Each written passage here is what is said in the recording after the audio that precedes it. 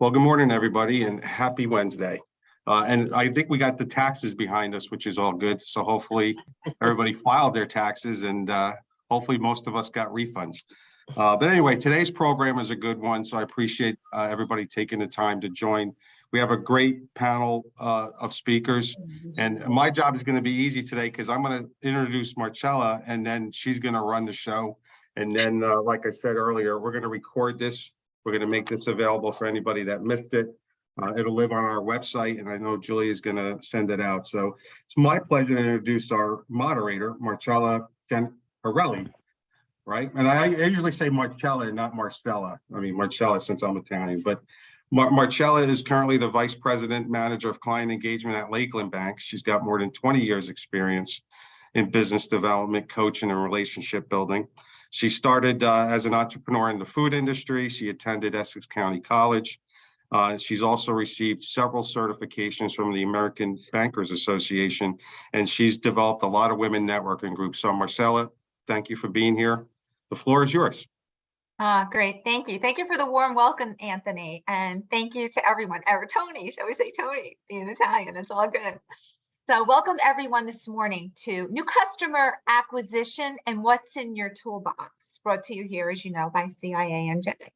And we have a wonderful, wonderful group of panelists here. In fact, we have 4, which have vast knowledge in all areas of expertise to help you on your journey to customer acquisition.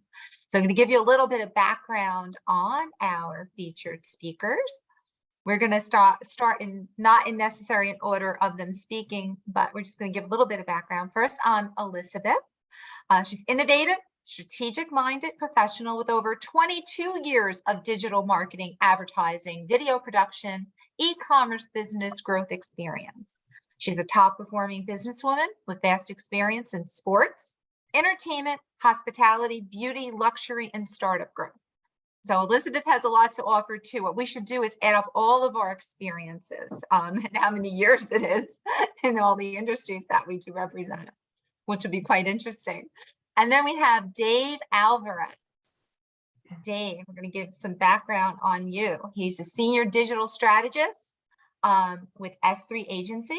And for more than a decade, Dave has helped top B2B and B2C brands transform their businesses through an audience-first approach to social media. I'm going to leave it there because he's going to expand on that. And that's a great intro for you, Dave. And then we're going over to Denise, who will be our first speaker that she will kick off, but she's next here in line. Denise is the co-founder of an S3 agency in 2001 to help brands become more well-known and more well-loved. An inductee to the Advertising Hall of Fame in New Jersey, Denise helps world-class companies achieve their marketing and growth goals. Denise, great intro on you as well. And Chris Casarona, you're up next. Chris has worked in all the aspects of marketing, from strategic development, high-level creative problem solving, to demand generation. His work supports business development and sales integration to customers' learning initiatives and competitive analysis. His experience helps owners and CEOs accomplish their vision and, most important, growth objectives by aligning marketing planning to corporate strategy. Thank you, Chris. And we're going to get started with our program to start walking us through with Denise. Denise, welcome. You're on. Well, thank you. Thank you, Marcella. That was such a great intro. And I'm first of all, very grateful to the Commerce Industry Association for having this. It's such an important topic, and for letting all of us on the panel, be here today to talk with you and share thoughts and learn from you as well. So the big thing, and Dave and I work together, so he's not surprised at all to hear me say this.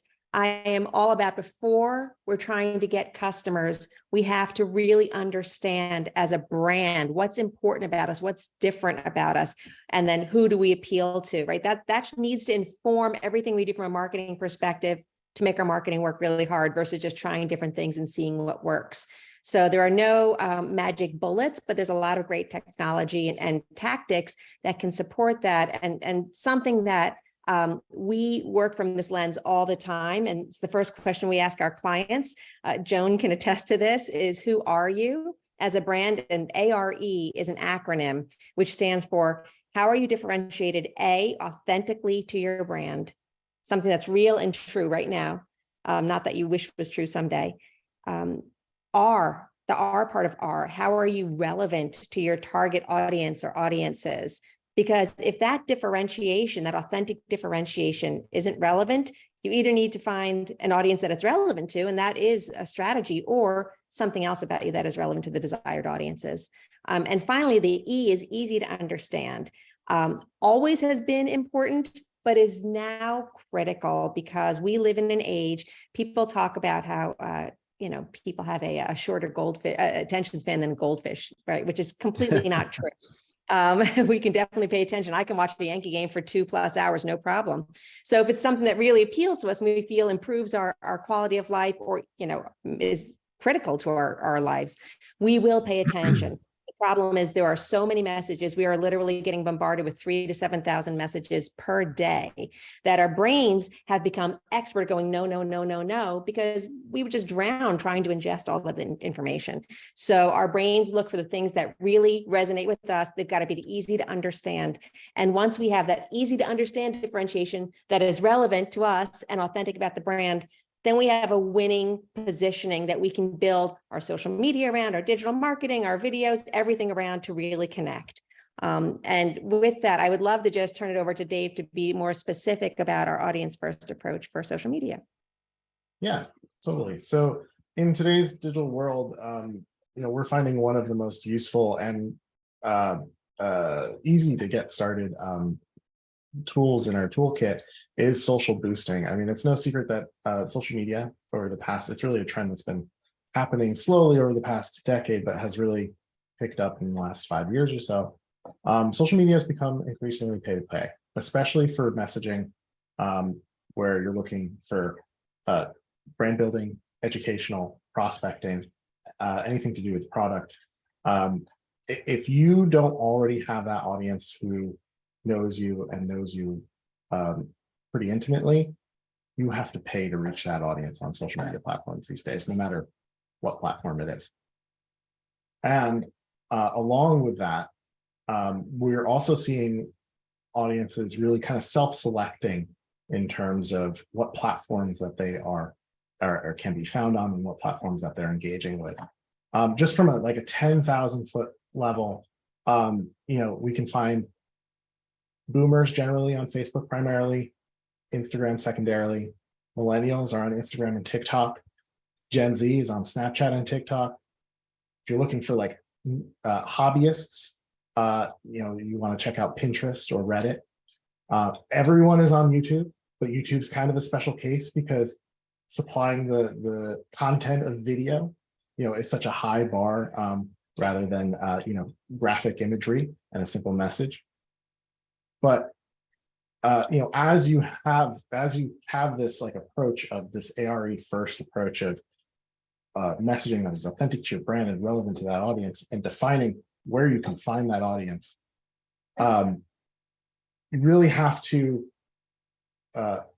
take that targeting aspect into consideration as you put it out in the world, and make sure that you're crafting that messaging into content that makes sense for your audience, engages them, and reaches them on a platform that they could be found on.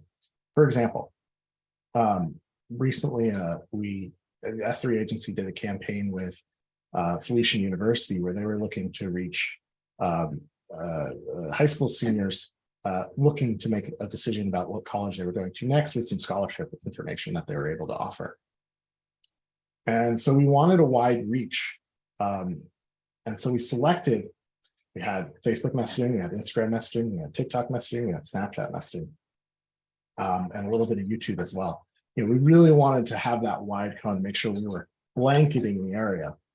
But when the results started to come in, we're talking about high school seniors, which is Gen Z. Snapchat rose to the top. It was 51% of our impressions, but more interestingly, it was 91% of our engagements.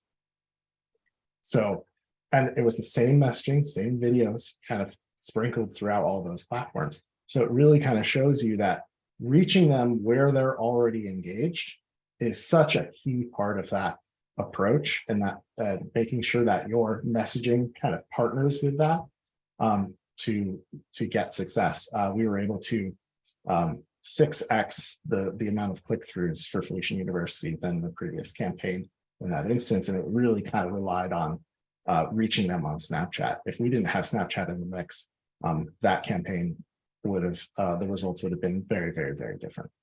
And just to throw in there, Snapchat was also the cheapest engagement. So we had the high volume, we had authentic engagement, and it was the least expensive. So as we were doing that campaign, of course, that's one of the great things about digital, right? We all have these tools that we can optimize.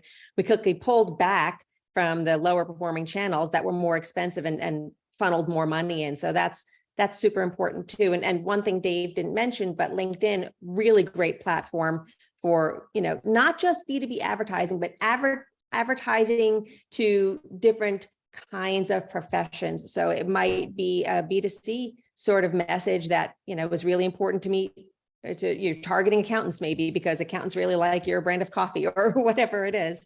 So really, all of these different tools, it does go back to, as Dave was saying, being as specific as you can be. So first, identify what's important and different about your brand.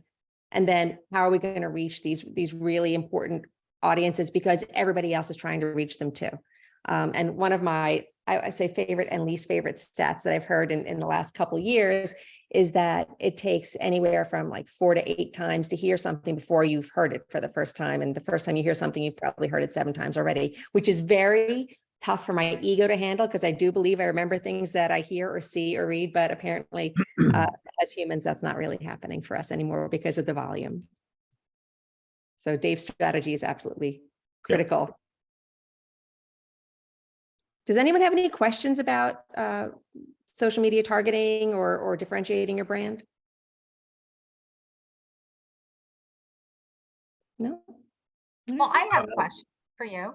Sure. Really quick. I'm sorry. No, go ahead, Andrew. No, the question I have is social media marketing or advertising is, I agree, important, but how can you do it regionally and preclude states and counties you might not want to market to? So a lot of the platforms, so Facebook and Instagram run, they have a shared advertising platform underneath because it's all Meta. But a lot of the platforms like Snapchat and TikTok also have these tools. They have geo-targeting tools built into the system.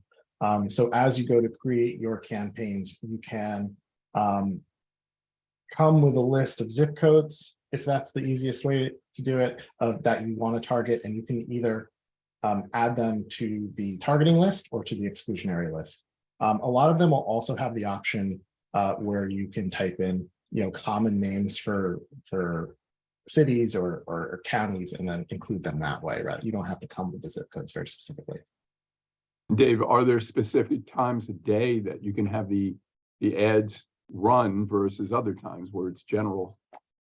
Yes. So yeah, so similarly, those tools are also included.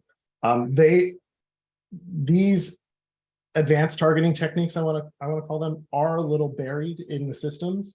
So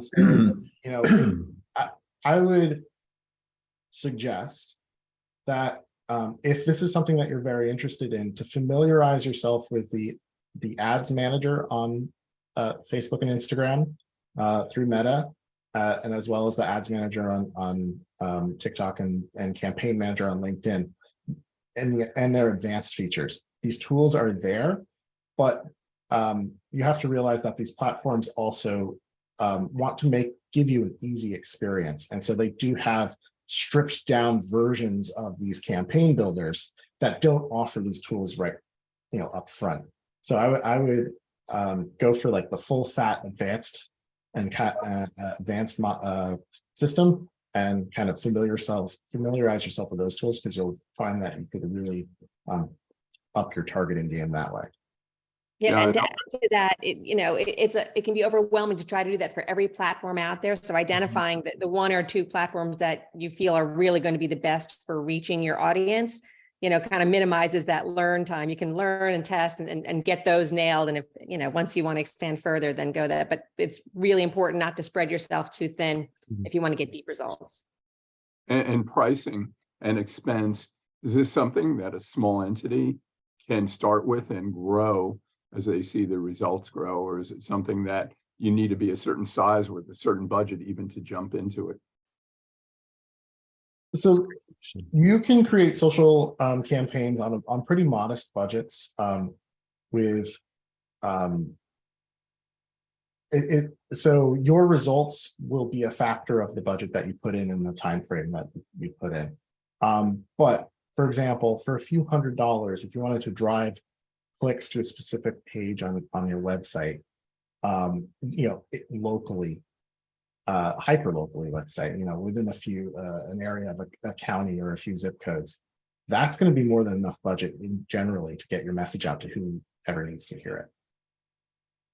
But also, like that message, making sure it is authentic, relevant, and most important, easy to understand, that plays a big factor. So if you have a smaller, so pardon my French, but we talk about you got to have balls or budget, and preferably both to get results. But if you don't have budget, you got to have a breakthrough ballsy message of some sort that is going to rise to the top, that is going to stop the scroll, because those ads, they're just embedded in our scrolls. And we see them all the time, and you think, oh, I didn't know that I followed them. And you didn't, but they're following you because they think that you'd be a good target for them. Learning about the tools, it's a science and an art, and the best results do really come from the marrying of those two together. There's a question in the chat too. How about email scrappers? Would you be covering that as a technique? Scrapers. We personally aren't covering that as a technique, but there are a lot of ways that you can get emails scraped and then use them for targeting. But in terms of, so I'm not sure if the question is about how do you use the emails once you have them, or how do you scrape the emails? What is it anyway? I don't even know what that is. Can somebody explain that? Right. Okay. Jay, did you want to ask the question in full? Yeah, sure. Well, the question was just how valid of a technique is that to target and acquire customers via targeted email marketing, I guess. I didn't know if that was going to come up later. Well, I mean, so you can definitely scrape. You can, hire people to do scraping of emails. You can buy emails. However you procure emails, and scraping is literally a lot of times pay someone overseas, and they go online and they just find emails for people. It's tedious, terrible work. But well, it can. I've learned recently, and it's something that I was personally getting ready to start looking at. There's a lot of artificial intelligence that's doing the scraping specifically for like CFOs or who you're trying to target in certain types of company. The computer will do the scraping and generate the list for you. And then you use something like GPT chat to write your email. And then you basically target a mass number of people that's specific for what you're looking for. And you do essentially no work at very low cost. I'm so happy that you brought up ChatGPT and AI. So when everyone's doing something, it suddenly becomes less of a competitive advantage, right? And what happens is the stuff that is legitimately created and intelligently done versus artificially intelligently done does rise to the top. There's a place for AI. Please don't get me wrong. I'm a huge believer in it. I think it's going to usher in the next great creative revolution by removing the mundane stuff, either by letting the machines do it or humans realizing it doesn't have any value. Nobody should do it. Let's stop having that messaging going out there. I don't know the quality of the AI lists that would be very specific for you, but it might be something that you can get the lists from. In terms of the messaging, though, whether you're going to do email marketing or you're going to use those emails as addresses that you put in, because you can target based on those emails in LinkedIn and different campaigns to reach those people. If those emails are also in their profiles there, which on social media they may or may not be, that's how you can use it from this kind of thing. But I will share with you that, and I would imagine you've all seen it, like the increase in emails that are clearly, just mass sent out and not personalized at all and not relevant. It's just, turning email marketing. It's making us rethink on how we're doing email marketing. What will the next generation look like? I can add to that as well, man, in that I've seen statistically a significant drop off since we had more security, like Barracuda, for example. Even in a customer database where people already know each other, we've even seen drop-offs and click-through rates there. So I think it's impacting all of it. And so unfortunately, like many tools, when it's used advantageously or through tech only, we're not seeing the kind of results that we used to see when it was just good, genuine communication to people that you know. So there's other types of lists that you can buy for TikTok. So I am a big TikTok advertiser. It's kind of my lane of expertise. I was an early Facebook adopter of advertising, but sometimes in the back end, and LinkedIn will do it too, where you can't always populate actual lists. Like you can't upload a CSV file. Facebook, you can upload a CSV, first name, last name, email, phone number, whatever you can target. There are other types of lists that you can buy, Jay. They can be a little more costly, but if you're not just using email, you can put them in the back end of like TikTok. It's called a GAID, an Apple ID, or you can do an IP targeted list.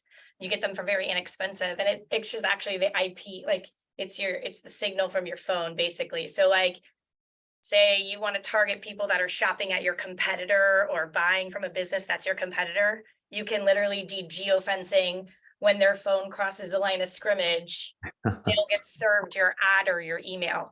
It's real stalkerish, real talk, but it's really awesome because you know they're looking for the exact same thing you offer. And from there, you could serve them content and advertisements, right, that are going to align with their purchase journey or whatever they're doing. You get them to opt into your email funnel. Now they're opted in. So chances are it's not going to spam in their inbox or get blocked. You know what I'm saying? You're still going to have there's a plus or minus there. It just depends on the software, but that's another workaround. But you wouldn't be paying someone to just go scrape random emails that you may have a 35 to 40% success rate with, right? Like these could be legit, they could not.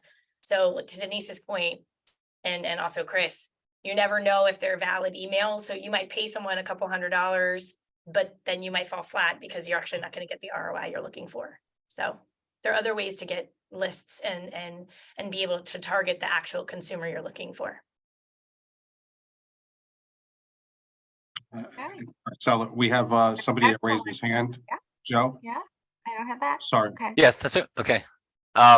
Dave, I had a question. You talked about Snapchat. You had a very high return on Snapchat for Felician College. If I'm marketing professional services for companies for a different set, I'm going to say probably age 50 plus. I don't think they're checking Snapchat nor TikTok. So have you ever looked at just the response for that specific type of group for professional services? Yeah, so this is kind of an interesting outreach profile on social media. So your go-to platform is going to be LinkedIn, but LinkedIn, it's where the content makes the most sense, where that messaging makes the most sense of B2B professional services. And to be honest, it's where your audience will be looking for that content. But that comes with LinkedIn has one of the highest conversion costs. So the cost per click on LinkedIn is much higher than other platforms. And it's because people are coming with that, business-oriented mindset, right? And so they're a little more choosy about what they're clicking on rather than, in a casual sort of experience. So I would recommend definitely going for LinkedIn, but also maybe sprinkle your messaging onto Facebook as well, which is where this audience also is, because you might find that, the message is still relevant to them, but you're hitting them at a different, maybe point in the day, different mindset, and you might be paying less for that click in the long run on Facebook. Okay. Joe, we've also found, Joe, that, and I agree with what Dave just said, by the way, those two tools, but we found with particularly people in your market, because we have a lot of customers in environmental and engineering in that area. We've seen better results for things like internal communications, team building, retention, recruiting on the Facebook side, and heavy project references and things like that on the LinkedIn side. Okay. You'll find that the LinkedIn audience has amazing targeting for very specific things, but as Dave said, it comes at a far greater cost to boost. And a simple comparison would be, you can add 5, 6, 7,000 Facebook reach in Facebook for $40, but to have a similar reach in LinkedIn, it's over $400 on a single post. Okay. So, that boosting is excellent and it's exciting, but it has to be a primary initiative. And as Denise put it right from the beginning of this, understanding your strategic plan will drive your tactics and also help you make good decisions about where you're going to put your resources.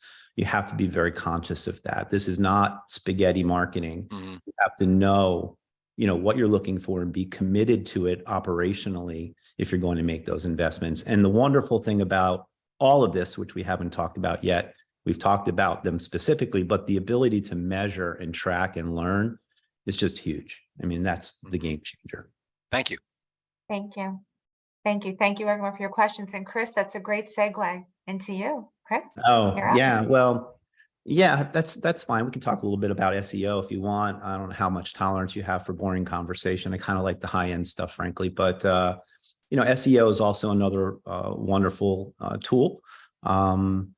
It does go back to the same things we've been talking about. So I don't want to sound like a broken wheel, but understanding your value to your markets, understanding your competitive landscape, understanding your strengths and opportunities, and maybe even some of your weaknesses, as Denise put, like something that you want to be good at, but maybe you're just not there yet.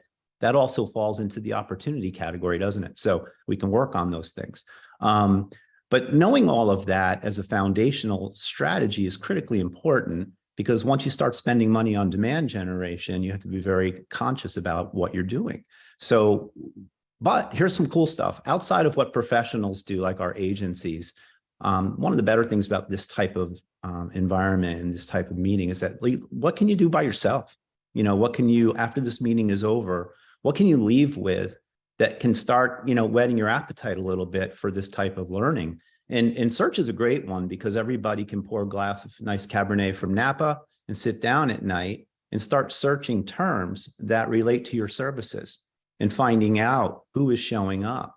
So you start to learn a little bit about who in your competitive landscape has good organic performance. Where do you fall? Do you fall? And that's a great exercise. You can start thinking about those terms. And if you're a services firm like GZA, Joe, make sure you add the word services or companies. Don't just put in the term, because that's sort of educational, right? So unless you're looking to be a thought leader or key opinion leader, those types of terms are not transactional necessarily. So if you're looking to provide an environmental service, make sure you add that word and see what kind of results you get in terms of your own audit. Behind the scene, when you lift the hood, people like Dave and Elizabeth and Denise, they have different tools, and Creative Counsel, our team as well. But we can go into the Google world and we can take a look around at search volumes based on a number of terms, how competitive they are. And that's kind of a helpful thing as well, especially when you start getting into the paid model, because you want to go into an area and make investments in areas where you can actually be successful at a competitive fee. Am I right, Denise? Am I on track there? So in other words, if you're going to go after a term like life insurance companies, okay, well, good luck. You're going to be paying a lot of money. And if you move it into a paid model, you're going to be competing with, the largest firms in the world, right? But if you're going in and saying, borehole geophysics, and lab testing, Joe, services, well, we have a much more narrow market there. We may only have 20, 30, 40, 50 monthly searches going on, and it's going to be less competitive for you to make some noise in that particular arena. So that's just one example that might be pertinent to your industry. Hey, But Chris, can I just jump in for 1 second? I just put a link in the chat to answerthepublic.com. And if you guys haven't tried it, I think you can get 2 free searches a day. But what it does is you put in a term, something, a product, whatever it is that you're interested in, and it comes back and tells you what people are searching around that sort of product service term. And then you can, kind of back logic from there. Okay, what would I, from an SEO perspective, put in to reach those people? So that's one great backdoor that you can use. Absolutely. Absolutely. So just basically some basic stuff. There's 2 types of search engine optimization tactics. You can do on-site optimization and you can do offsite optimization. On-site optimization generally relates to the quality of your content. Once you understand which search terms really relate well to the products and services you want to present to people as an organic result, you can optimize that way. Again, getting some advice from a professional is helpful because you can't just put it in randomly. You have to actually know how to do it. And there are also SEO tools that help optimize page content that professionals use. You have metadata, which we've all heard the term, titles, descriptions, photo tags, things like that. They're all important. They all contribute in their own way. Offsite stuff is interesting because everyone has that opportunity. So if you're an active marketer as a firm, you most likely have some offsite performance already going for you. So Joe, I'll go back to you just because I know you well, and you guys belong to a lot of associations in the industry, right? And as a member of those associations and a sponsor and a partner, you have a presence on their website and they generate inbound links to your website. That can also happen with publishers. It can happen with directories. People who are just generating general articles about an area might find a link to your page useful. It's also very useful for you because it starts to develop a rank and a score for your organization. So that kind of stuff is interesting as well. But I'm not going to talk about, that much detail anymore unless someone's interested in it.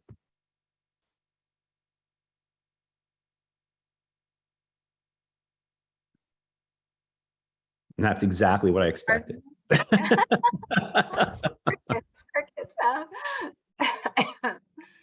Well, are there any questions before we move on to Elizabeth? I don't know if anyone thinks of anything. Okay, we got Jay. Is that a hand raise? No. Okay. All right. Elizabeth? Hello, everyone. So I will echo the sentiment of Denise and Chris and Dave as well. Everything they're saying is very true. It's very spot on.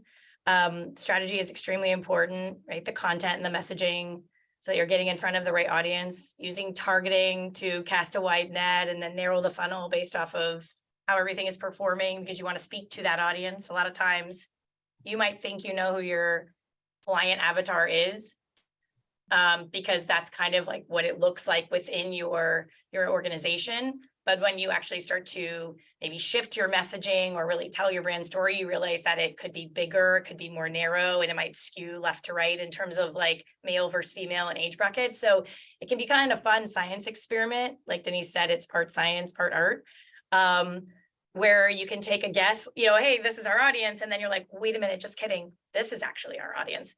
So you have to pivot. And so I would say one of the, I don't know if it's a tool, but it's also, it's a mindset that as a business, you definitely have to understand that you might put together a 3, 6, 9, 12-month plan, but you have to be agile and willing to adapt along the way, because as the data comes and as the commentary comes and the leads and the sales and your cycle of conversion change, as you're doing this new marketing direction, you've got to be willing to be very agile and then trust either the professionals that you've hired to guide and direct you as well. So I think that's a big important part too. It's a mutual, right?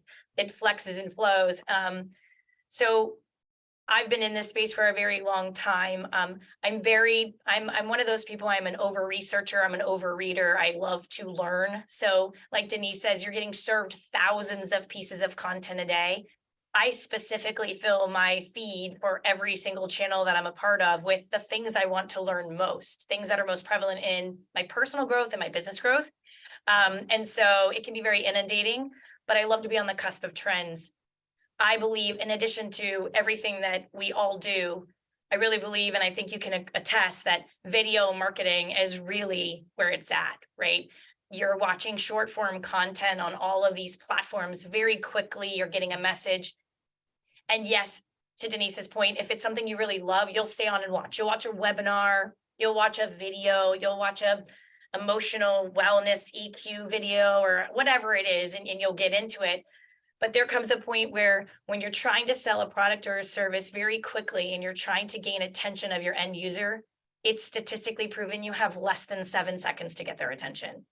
And then to Dave's point, that's where really great content that's going to differentiate you is going to help you stand out, because you are being served ads. You don't even realize you're being served them half the time because there's a little word that says sponsored. And if you're not catching it, it's kind of grayed out on Facebook. It's listed under like 2 layers of copy in TikTok. You don't know that you're being served an ad. You just think you're watching a video or seeing an image, but you're being served all the time. So as a business owner, if you're really trying to not have someone continue to just pass on by and you want them to engage, I think that there's a really prime opportunity for all businesses, no matter what you're in, to start creating very out of the box, entertaining and engaging content through video, because that's how you're going to get their attention. Hey, you stop scrolling, right? And you're like, are you talking to me? Like, what are you talking? And then you get sucked into watching a video. And it doesn't matter the industry. I think I know there are parameters obviously around the finance industry and real estate and healthcare, and I understand that. But I do think that if a brand starts to embrace their true message and their true culture, going back to Denise's first point, and exposing and pulling back the veil a little bit and being a little more authentic and not just trying to sell the customer, but trying to earn the customer long term through engaging content that differentiates them from their competitors and then promotes that content to their desired audience, they will far outkick their competitors within 90 to 180 days. It's a proven fact. We all do this every day. And the customers that are the most willing and innovative to try new things and new platforms is how they're going to make it through in these next 3 to 5 years. Because there's a lot of competition, social media advertising, content marketing. Everyone's doing it now. It was not a very saturated thing in 2015, 16, 17. And now it's, if you don't do it, you might not survive because we don't have a yellow pages anymore. We've got Google, Facebook, Instagram, TikTok, LinkedIn, and YouTube. So you don't have one book, you've got 6. So you got to really make sure that you're on the platform that's best for your brand and your target audience, and that you're really allocating a healthy budget to go out and acquire these customers that are going to stay with you, and then retargeting them to keep them coming back for more, right? It's marketing 101, lifetime value of a customer. Your grandpa used to go to the Ford dealership. He bought the car. The car would come to its life cycle. He'd go back and see Bob and buy another car. He didn't go anywhere else. He had a relationship with Bob. He trusted Bob. He trusted the product. He was just a repeat customer, right? Because how were they really doing flyers and commercials? Not really. There wasn't much of that back in, the day, 30s, 40s, 50s, right? It was very minimal. Now, in order to gain the loyalty of a customer, right, you've got to have something that they like, price and convenience. So it's like real estate. You're selling real estate. It's price and location. But really, it's more like price and how fast can you ship it to my door? So, you have older customers that will always be loyal to a brand. I don't know about any of you, but when you love something, after you get to a certain age, after 40, you're like, I'm not trying to change my life. I just need it to show up. I need to have the things I need. I've got my routine. But you've got these younger clients, these younger audiences. And all of your brands are going to be targeting these younger audiences that are coming up. They have jobs, they have careers, and you're going to want to get them before your competitor gets them. So you've got to start talking to them and engaging them the way they actually engage content. And that's through short form video content. So my biggest pillar is every year I really look at where the trends are, and then that becomes the topic that I discuss most. And Marcella knows last year I was doing 1 million tech talks about TikTok, because like anybody who ever has put anything on Facebook or was an early adopter of Facebook content or advertising, you realized there was a lot of ROI. You can make a lot of money very quickly. And it helped a lot of brands scale very fast. And so TikTok is that too. And I would like to dispel some misnomers. And again, Marcella's been on this talk with me a couple of times, but the actual audience breakdown for TikTok is very evenly distributed from the ages of 10 to 19, 20 to 29, 30 to 39, 40 to 49, and 50 and over. It's pretty much like 24, 22, 23, 21. And I think it actually is even skewed a little bit more, but over 50 is close to 15% now. I could get the exact facts for you, but it really baffles people because they think that TikTok is really where younger audiences lie, but there's actually a much older audience on the platform as well. And we run a lot of successful TikTok campaigns for global brands across I mean, it's not industry agnostic. It comes down to the content and the offer. There's a client, there's a customer there. There's a lot of B2B brands on there as well that are crushing it right now. And you wouldn't think that, but think about it.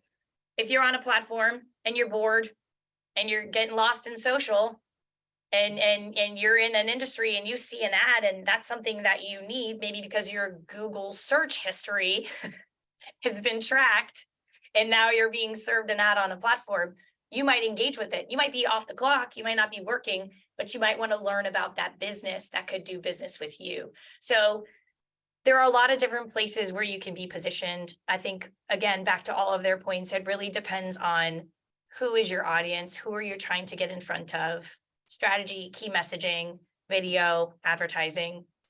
That's really how you win the game right now.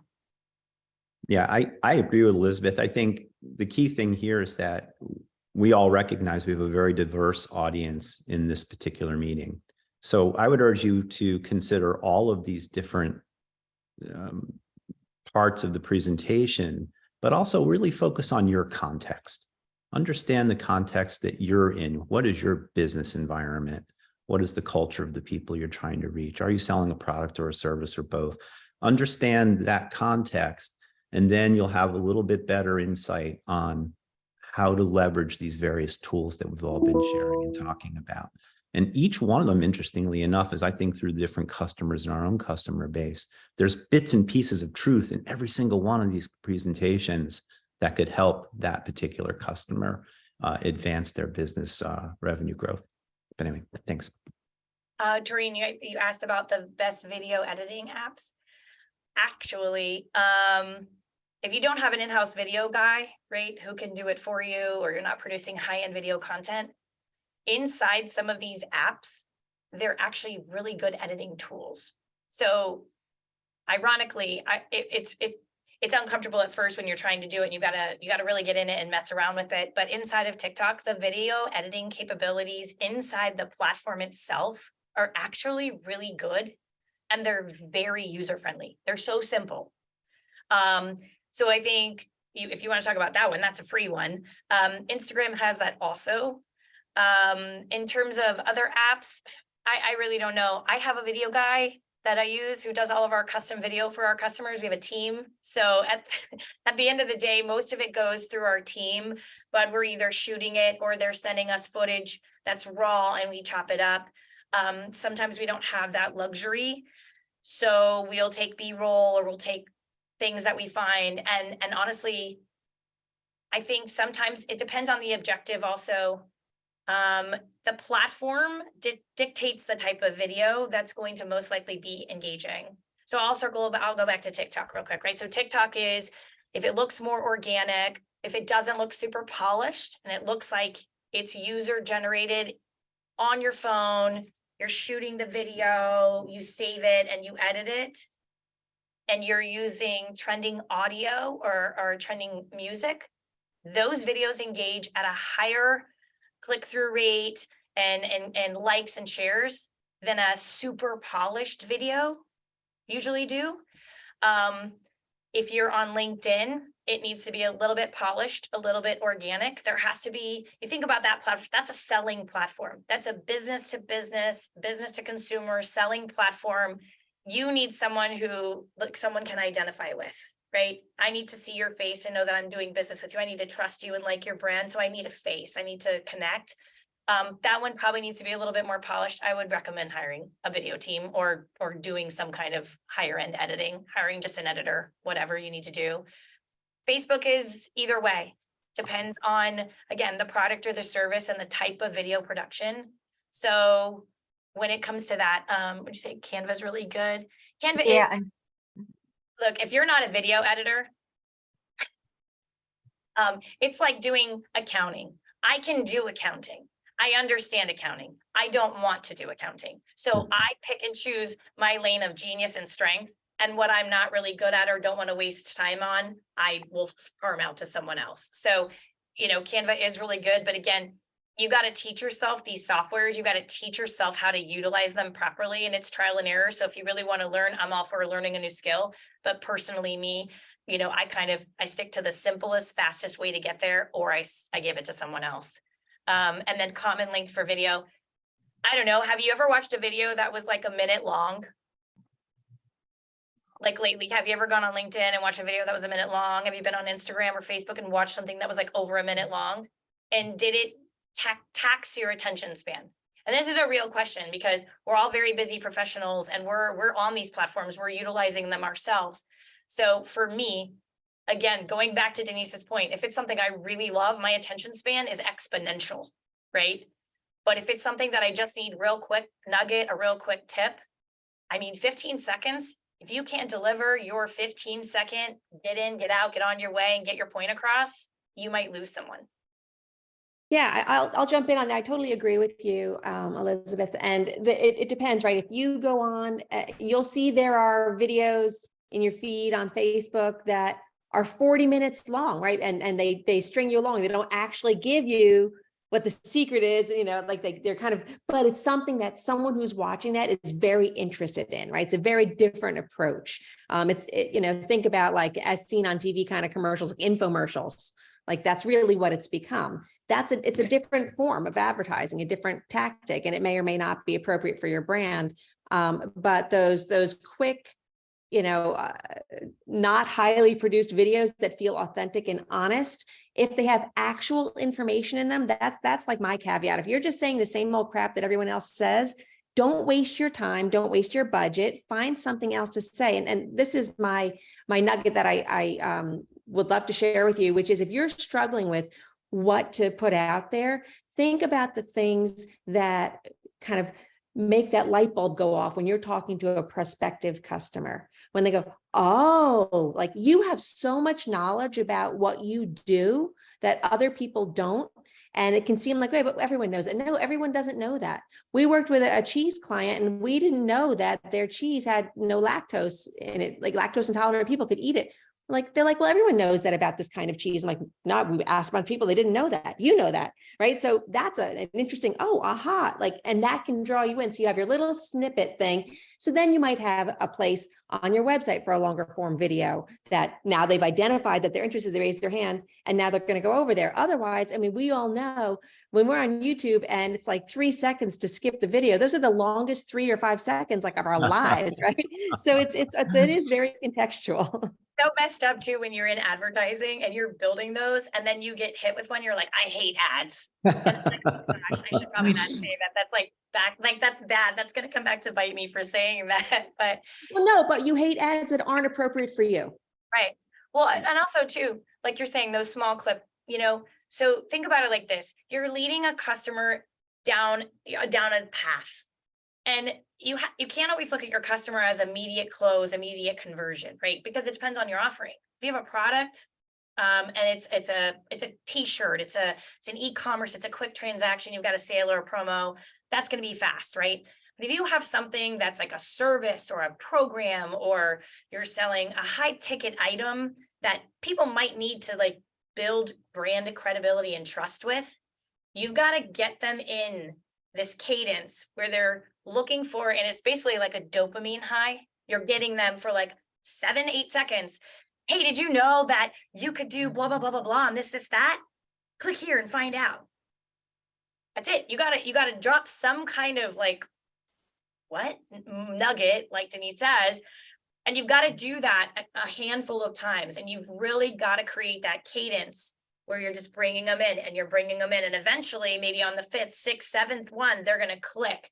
They're going to opt into your email funnel. They're going to opt in for your webinar, your longer form video, or your landing page that has a pop-up that has a 5-minute introduction to what it is that you do, what it is that you sell. Because again, everyone is inundated with stuff all the time and they can't opt into everything. So why would they opt into you? Why are you the best? Why are you the better choice? Why should they click right now instead of just waiting until the next ad gets served? And that's where you've really, I think, as businesses and as creatives, we really have to help our customers understand that, like, you might have to get a little uncomfortable to get more business. You might have to expand the creative thought process. You might have to really get a little bit more psychological in the selling and the advertising and the content creation process, so that you're not white noise. You're at the top of mind. They want to work with you because they're like, this person gets me. Like, that's what I need. I need that. Like, where have this person been? You've got to create that need for what you do. So that's just something that, you know, I've seen a lot of. Anytime we create really cool campaigns and we really switch it up, brands really seem to scale when they really start to step out of that comfort zone and that normalcy of maybe their industry. And so it always goes back to having a strong strategy and having really great creative, and then getting it in front of the right customer. So that's all I have. Absolutely. I have a just wanna- question. Oh, sorry. No, go ahead. Go ahead. Can you just spend a minute or two talking about analytics, what you would suggest everyone looks for in terms of results? Oh boy, that's a big question. A big question. So in the social space, I would say you take an objective first approach. And so you say, what do I want my audience to do here? Am I just trying to spread the word and gain awareness? Well, then in that case, you're looking to just get the message out in front of them, which is something we call an impression. And you know, your goalpost there is maybe an amount of impressions that you want to reach, or maybe in order to determine if your targeting is correct, a cost of impression, a CPM that you want to reach there. If you're a little more actionable, I want them to click to my website, I want them to fill out a form, then those objectives are selectable in the platforms. And what that actually does is, so when you tell Facebook or LinkedIn, I want people to click to my website. Well, what that objective actually does is these platforms know a lot about us and how we use their platforms. So they know, okay, I'm looking for, you know, people in the market for sprockets in northern New Jersey, and you know, I want them to click to my website. Well, LinkedIn goes, okay, I know people who are interested in sprockets, and I know people who are in northern New Jersey, and I know people who click, and that's different from people who watch videos. And so that kind of tells the algorithm to serve your ad to people who click a little more frequently. So therefore, in order to cost control and the most useful analytics there is you're gonna guide yourself towards the analytics that reflect your objectives. So you're going to look for cost per clicks, click-through rates, in addition to overall impressions. So it is kind of, it has to do with your overall objective, but I would familiarize yourself with these terms: cost per click, CPM, conversion rate, acquisition rate, and then understand what they mean so that you can pull them out of the hat as your goalposts for whatever you're trying to do. I'd add also that those actions. Oops, sorry. Sorry, it's okay. No, go ahead. No, those actions. It's, you know, one of the hardest things we find every single day in working with our clients is drilling down to one desired goal, right? But we want them to know our brand. We want them to engage. We want them to, we know we want all of those things, but not one action is going to do a great job at doing all of those things, right? So we need to decide what is the thing that's most important for us to accomplish today on our journey towards, you know, supporting our business growth goals. And so that is today the day that we're going to run a campaign that is really about increasing our followers on Instagram, because that's where most of our business we think is going to transact. Great, then that's what we're going to do. Is it about getting emails to fill our funnel? That's a completely different approach. And we can't be upset if that happens and people aren't also engaging with us on Instagram, right? We think holistically, but we have to then act tactically. Yeah, you have to learn from your analytics too. You know, just knowing what page ranking you're hitting for a certain term is great. So everybody wants to be on page 1, right? Because people don't spend time going to page 2, 3, and 4 to look for a service or a product. But you can also then learn, when you start looking at analytics, what your top organic landing pages are. And if that's consistent and starts to show some trending, where are you going to put your messaging? Where are you going to drive customers? So if your homepage is the #1 landing page all of the time, but you don't have shortcut doorways or information about the things you want to grow the most there, you might be missing an opportunity. Don't just rely on your navigation for people to find your most important information. Build ads on your own page. That's a really good point. There was one last question in the chat, which was interesting. It said, how much would you suggest be allocated toward a marketing budget? So I would think that would be best expressed perhaps as a percentage overall, I guess, a percentage. If you're a tiny company and you need to grow, you have to invest a lot more than a larger company. But if you're a larger company, you have more markets and larger markets. So percentages are relative, right? So if you're a tiny company and you're $5 million, you might be at 4 or 5% of gross revenue. But that would be ridiculous if you're a multi-billion-dollar company, wouldn't it? Right. So, you know, it's all the context of the size of your business and the size of your market. Marcel, I think John, John, did you have a question, John? I don't know if you got to ask your question.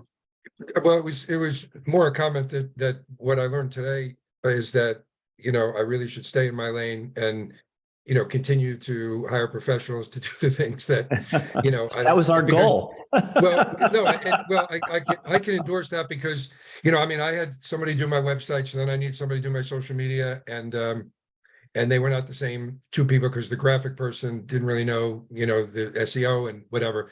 But then when I wanted to get into TikTok, I wound up getting referred to somebody who just does TikTok. And this young girl is extremely successful. She's in her, you know, mid-20s, was personally recommended. I didn't find her online. And, you know, she took me on, you know, as a client. And she started out by saying that I started on my phone making 6-second videos. And I was like, 6 seconds. She goes, they're not listening. And then we lead them to this, lead them to that. So the thing is, I can't tell you anything about TikTok. All I know is that she does it all. She just tells me, you do this, I'll take care of the editing. So I can work a phone camera, you know, I can do a video.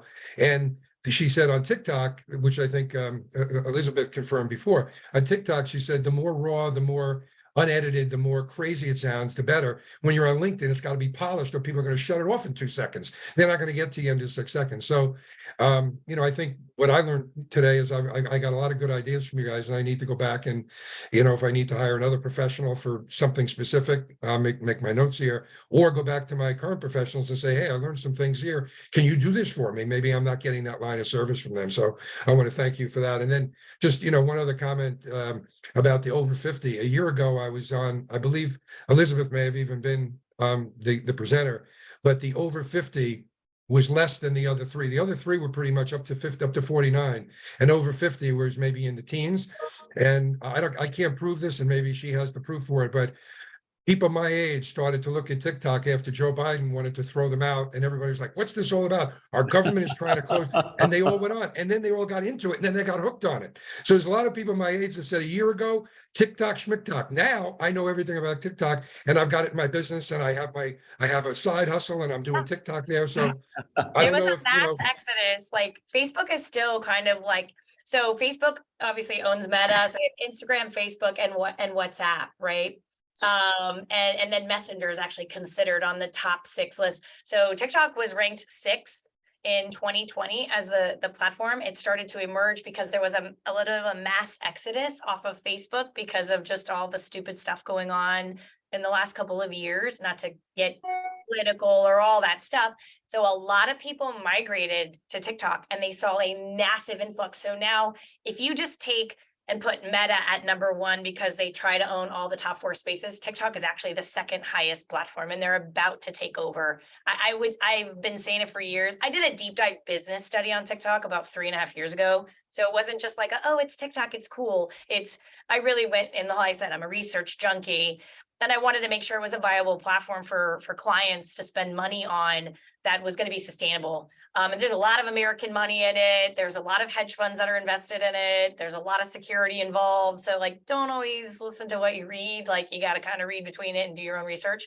But there's a lot of money to be made on it because just like those who were early Facebook advertising adopters in 2013, I started in 2013, $5 a day, like your page. And I was like, we're going to get people on this. We're going to make people money.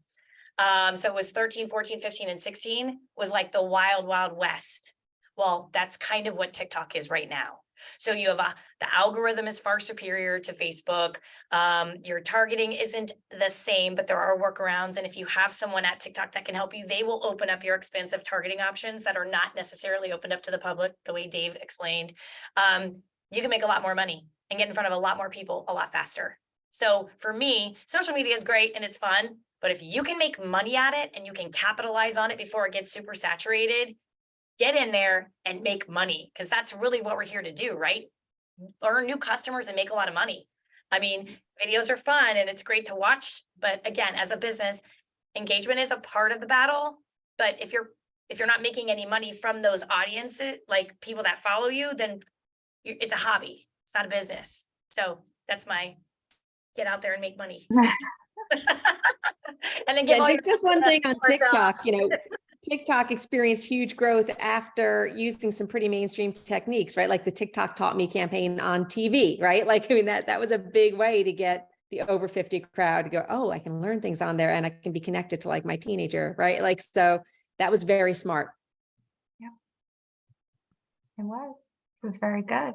Does anyone have any other questions or comments for our panelists today? This was very insightful, and I think our toolbox just got really heavy today, which is great. That's what we were here for. And everyone on the panel, they had a wealth of knowledge in each of their relative subject matter, presentations and discussions. And Tony, do you have anything, last to close us out today? No, I want to say fascinating conversation, and thank you, Marcel, and thank the panelists. Virtual applause for everybody. And like we mentioned, we recorded this, so please, we'll send this out. So thank you everyone for joining us, and hope to see you at the next event. So stay safe and see you soon. Thanks, everybody. Everyone. Thank Bye-bye. you.